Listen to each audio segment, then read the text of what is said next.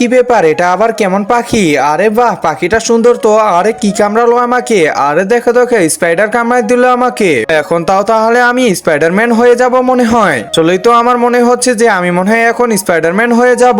আরে দেখো দেখো, আমি তো স্পাইডারম্যান হয়ে গেলাম। এখন মানুষ কি আমাকে সাহায্য করতে যেতে লাগবে? যাই তাড়াতাড়ি বাসায় চলে যাই আমি। আরে মেয়েটা তো মনে হয় একা। একটা কাজ করি, ব্যাগটা নিয়ে তাড়াতাড়ি পালাই। আরে কি ব্যাপার, কেউ মনে হয় বিপদে পড়ছে, তাড়াতাড়ি ব্যাগটা নিয়ে যায়। আরে আমার ব্যাগটা দিয়ে দাও, কেউ বাঁচাও বাঁচাও, এই তো বিপদে পড়ছে। এখন আমাকে তাড়াতাড়ি করে যেতে লাগবে। এই তো মাস্কটা পরে নিলাম, এখন আমি তাড়াতাড়ি চলে যাই। আরে ভাইয়া ব্যাগটা দেন। আরে কি ব্যাপার, এটা আবার কে আসলো?